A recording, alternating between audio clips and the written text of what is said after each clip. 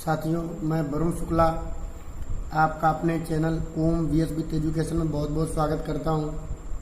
साथियों, मैं वीडियो भी अपलोड नहीं कर पाया कि कुछ समस्या उत्पन्न हो गई थी और आज से पुनः आपको मैं क्लास 12 हर्षरूप शर्मा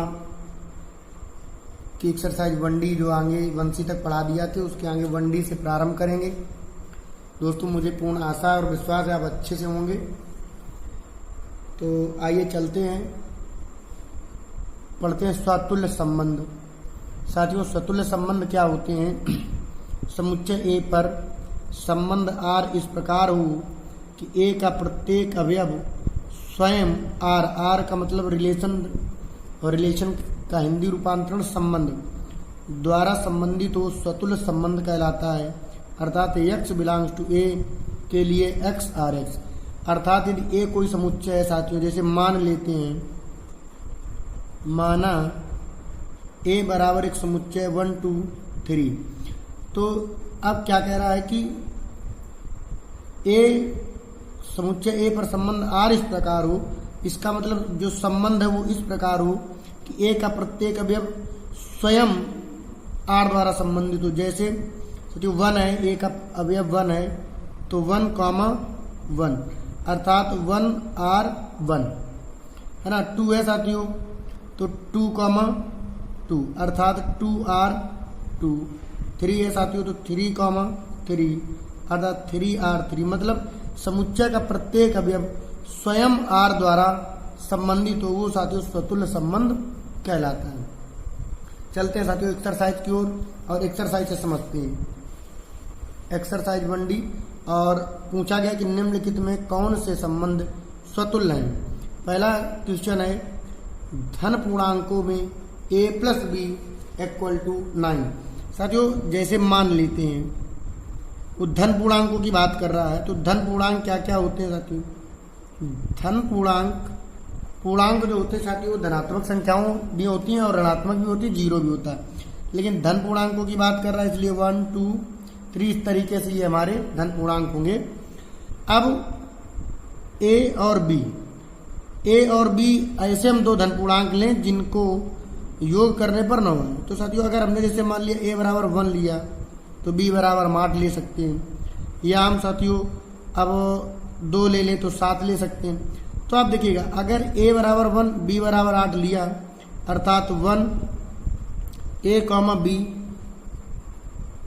= 1, 8। तो साथियों देखिए 1 रखेंगे और 8 रखेंगे तो ये 9 हो जाएगा। लेकिन सोचो, जो ये अवयव है क्या वो स्वयं संबंधित है? क्या ये अवयव 8 के बराबर है? नहीं। तो हम लिख सकते हैं, जबकि स्वतुल्य के लिए क्या होना चाहिए? a बराबर a, b बराबर b होना चाहिए।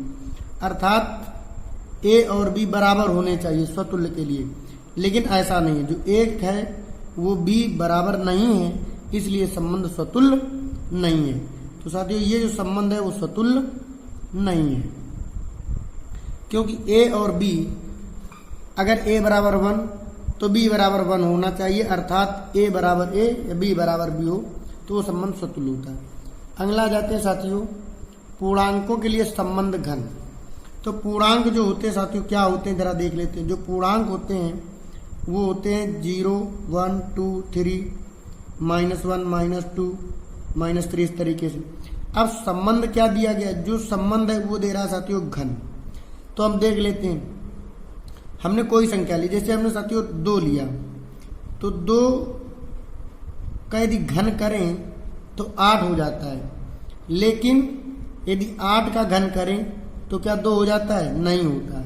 अर्थात 2 का घन करने से 8 होता है, लेकिन 8 का घन करने से 2 नहीं होता है। जबकि स्वतुल्य के लिए क्या होना चाहिए? a स्वयं से कोई अवयव संबंधित हो। जैसे 2 का घन किया 8, लेकिन 8 का घन किया तो 2 नहीं आया, अर्थात 2 और 8 संबंधित नहीं है, इसलिए ये भी संबंध स्वतुल्य नहीं है।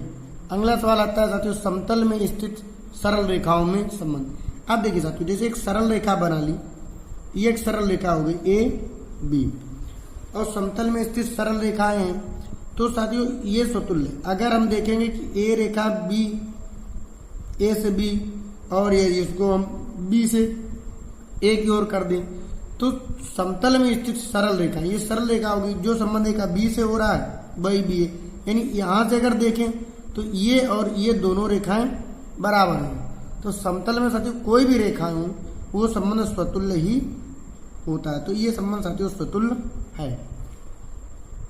और अगला क्वेश्चन है साथियों, समतल में स्थित त्रिभुजों में समरूप संबंध। अब मान लीजिए कि त्रिभुज है साथियों समरूप ए बी सी, हमने मान लिया दो त्रिभुज है, एक ए बी सी हो गया और एक पी क्यू आर। समरूप का मतलब साथियों होता है कि जिनकी भुजाएं भी बराबर हो। अगर ये भुजा 3 है तो इसकी सजाती भुजा ये भी 3 होनी चाहिए, ये 5 है तो ये 5 होनी चाहिए, 6 है तो साथियों ये भी 6 होनी चाहिए। अगर ये कोण 60 का है तो साथियों ये भी 60 होना चाहिए, ये 60 है तो ये भी 60 होगा, ये 60 है तो ये भी 60 होगा। तो कहने का मतलब है कि जो समरूप त्रिभुज होते हैं उनके भी जो संबंध होता है वो स्वतुल्य होता है। समरूप का मतलब समान रूप, अगर सभी इनकी भुजाएं हैं तो वो समान होगी। तो आप देख रहे हो ये जो भुजा है वही भुजा ये, तो ऐसा संबंध समरूप होता है।